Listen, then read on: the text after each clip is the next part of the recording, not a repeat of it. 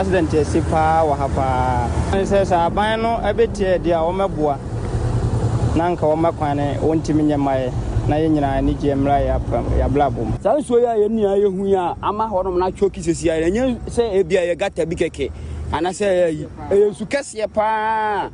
se sata man komu betwitwa akwan ho no omu de covet ehye kwan ni mu fifi ma so no timi ko ya anka problem we ni ho be 3 days ago omu de anoa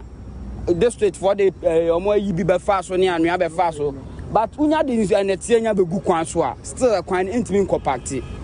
etika yebesre omo so omo adawroma o de kwan no munya ntumi nya ya yesre omo se omo metwa kwan no omo fa covet no ense na nsuo no ntumi nya dai se nsuo we timi twiko a ahonom nyina be dry se be ya be boa achemfu eyekura wa atoye menti fidumantamu ne neukopie mu ewo honom anananom atena nkonwa eni adehye wo honom ede omo haw ato abanya ni mosu bepie mu ewo honom asebisebi kamya yesa adehye wo hode wonto aba esansempu ntunwuma pa yefreni sempu ntunwuma nya ade bi akoso ewo achemfu da eyesanso a na entwa yi esanse mreso se eya amanyofo ya mfo manu di semento abontene ne ento aba ema omo de omunim se kurobi ede achemfo ne nso abatuo no ekwana wie ya na omuwe fi adehye a ewo ho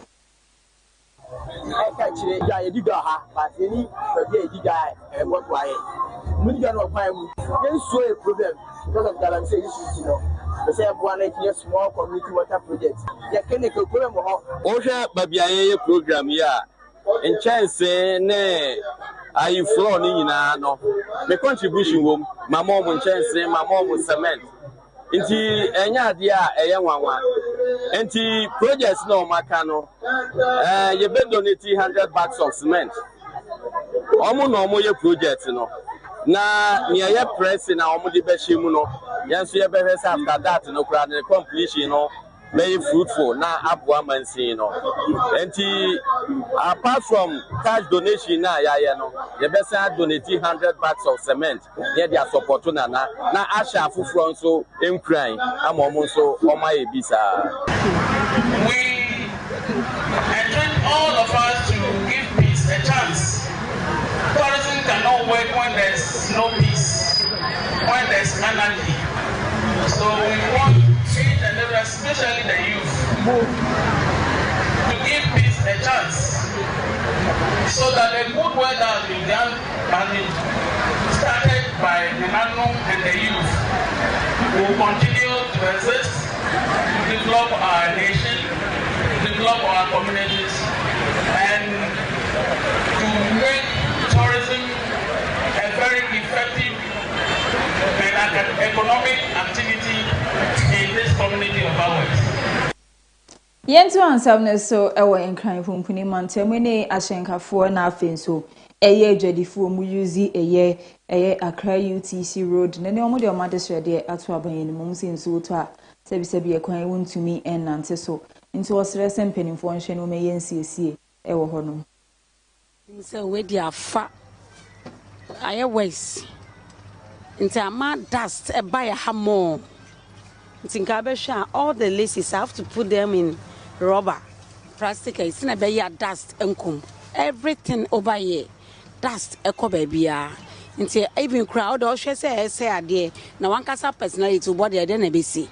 ade na be ye o nyina rayi mu ti kwane de nka omo medwiso amai kra nka yepe at the moment aye na ka enim say omo ye ne Sunday into okay munya no every week because a bit distracted road no ti anka every Sunday nka yen try some back akramai and see so I don't know what is going over there say onkrofo na jama omunsanka musika ombre kwan no whatever you can never think far of what is happening ensuo to pene hana yemma awurawura stores ni mu chese timi yemma eno ase ha nyina yemma umtimi ntwam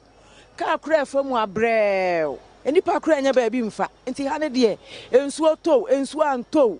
ha no asai chese asai kura enfu suro enya fama omo de ade katakata akire sei ansa na omato omo do onim mayor ne MP ne na ebe gina kan se on ba be kwa na amaye ampa mo ba na mo frɛ ka ma no be spreading su kakra efi so no be amba e biom nso to na asa yire se pesa aban na ka sambra no be se na kwan ne no be asphalt ne ngu so mai se na be ya mfutuo ne ha ye wa abio kwa kan say bu a tie o spring timi ebu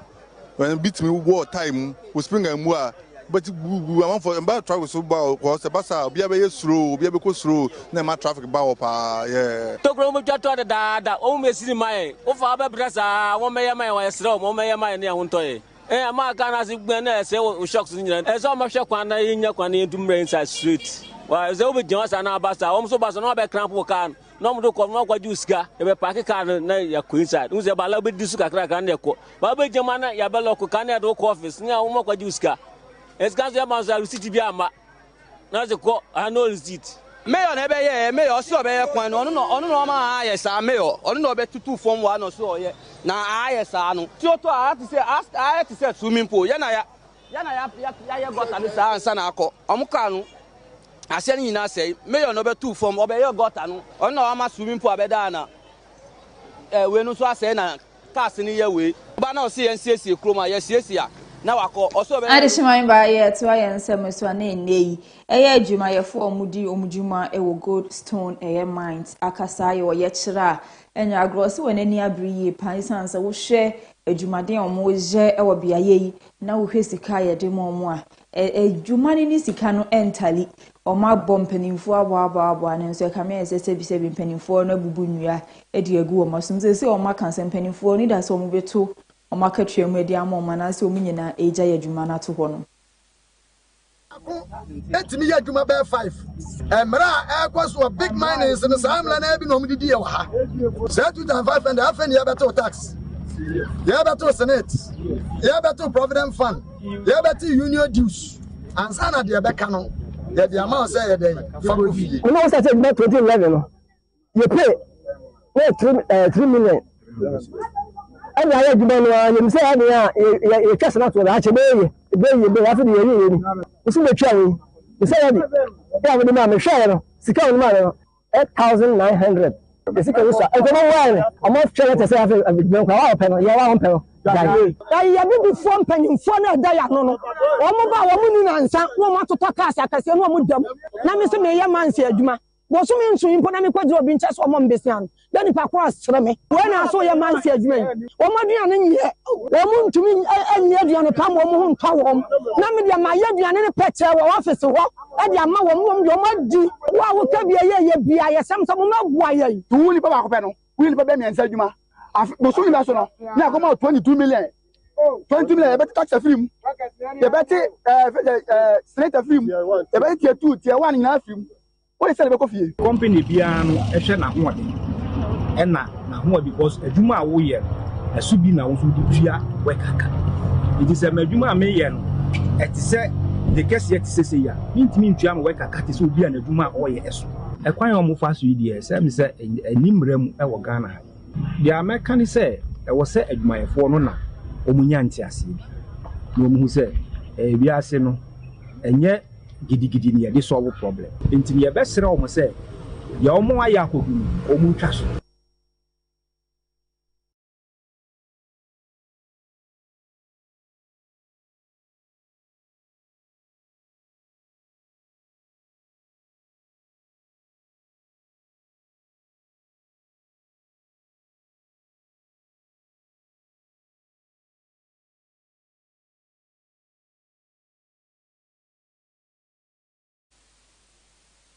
Prime we are from Premotobre Kaseɛ and when you go so awuhie channel so me say Kaseɛ obenya bi e wa be fonten se video so nyina ahwe Facebook ASHANTI Prime TV YouTube ASHANTI Prime TV and TikTok and so ASHANTI Prime TV at one sem mi so ayemfi o man Ghana na yemfi ani nkyere mu e wo obi man so ensem yen hyaase e wo South Africa enei ukopie mu e wo honoma e ade aba beto abontene se eye niyema ye disua de akade ene niyema ahodo eboa ma disua ene ade kire ekoso e wo South Africa na ade anebo ayedi yie pa na niyema nso ayehia e wo ye na fiefie mu no nebo ayedin eno anam so amenei inflation akosru yie pa de hye wo honom esu.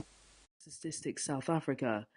On a monthly basis, prices increased by 0.6%.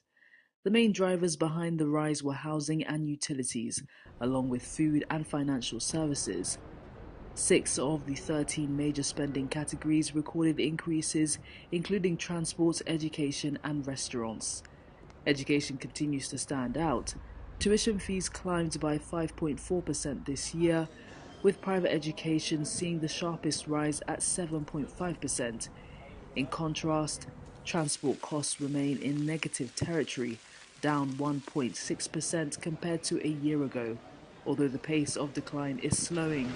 Officials note the data was collected before April's fuel price increases, meaning upward pressure could build in the coming months.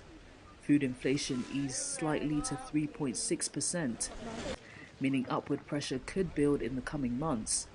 Food inflation eased slightly to 3.6%, a mixed picture as South Africa. Benfie bebre nie na mentime ho ase akoso ewo Sudan ndie adehie bebre epe baabi ekobo won sisi sanse se wotena ho nko ade ana wo nkwa enye wodia ne nyankopon aya adom amasumdie aba eye Sudan na wona epie dwane kope baabi ekosie nyina wosan so eba Sudan eno nanam so amene UN mpenifo akasa ede ato abonte ne se ne emra so sie nyina yen kambom na eye Sudan ensan so enda ne won mai bi medie ne betumi ayebo be stress investors emua no mo ne eye adehie ewo Sudan emra mesha sie endidwa se de be ya oman no ebetumi aye kama se de na etie enkane no.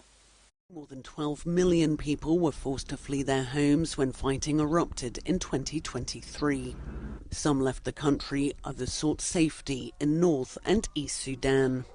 But according to the UN Migration Agency, in the last year, some 4 million people have returned to their homes. Many are returning because they believe security has improved. Others are returning because life in displacement has become unbearable. Because economic pressures, also to reunite with families, or because conditions in neighboring countries are increasingly hard. But coming home isn't easy either. Returnees face widespread destruction and a lack of basic services. Farmers are returning to fields, but where irrigation systems and equipment have been damaged, it's threatening livelihoods and food production at a critical moment for the country. Without urgent investment to restore essential services and rebuild infrastructure and revive livelihoods, safe and sustainable returns are at serious risk. But the humanitarian response is underfunded and insufficient for the scale of the crisis. Khartoum. Yanto obi man sonsem ne so ewa Nigeria okopie mu ewo honoma yenyina yenim se eye amamu obi ano ansa na mfie nan kra de mu aban kro no ebeso no wo hye na se eye apasoafo a wo pa wo mo no ebi mu dwumadie enso nani a otumi yensesan kakra ewom ayefre ne se eye reshuffle na enokopie mu ewo Nigeria mampanyi onmunyamfo Ahmed Bola Tinubu eye osoafo anu ohwe oman sikasem so ewo hono ni efre no eye onmunyamfo Wale Edun na endrada enampanifo efres wo kwa koye nhie mo osoafo yi enim de ekọ enim de eba okopie mu hono ma Nigeria mampanyi onmunyamfo Ahmed Bola Tinubu se eye onmunyamfo Wale enya de a udwumadi a wudi se eye oman sana hene no esomani ntija udwumadi eto wonu se enya wona wo hwe oman esikasem so bio. Stepping into the role is former Minister of State for Finance Taiwo Oyedele. He played a central role in the administration's tax overhaul, which took effect at the start of this year. The reshuffle comes as Tinubu looks to shore up support for his economic reforms ahead of next year's general election. Nigeria is grappling with inflation, weak currency and the impact of fiscal changes introduced by Tinubu's administration. Analysts say Oyedele's appointment shows the president looking to steady implementation while maintaining reform momentum. Tinubu has also replaced his Minister for Housing and Urban Development. The move signals a renewed focus on housing, which has been identified as key to job creation and economic growth. Rapid urbanization ahead of next year's general election. Nigeria is grappling with inflation, weak currency and the impact of fiscal changes. Kaseɛbɔ bi ewa be fonten se video so ahwe Facebook Ashanti Prime TV, YouTube Ashanti Prime TV and TikTok. And say Ashanti Prime TV o sha no comment wa like na wahye edi amaye kama ensema me de beso mawie yi e wo Kaseɛbɔ kwan so edos ye ni edi makotini bi enie eye Accra Mayor onmunyamfo eye Michael Alote edena de hwede eto eye ankrankra adwumayefuo anim sanso no so afo hwekuro nketua impunto so onmunyamfo Ahmed Ibrahim Kaseɛ ensem we ne ensema odo pie kanam de beso mo se prime ewia Premotobre Kaseɛ mi amje peni ebe kenkan Kaseɛ yi ema media mejeso and a miss now start Macarobia.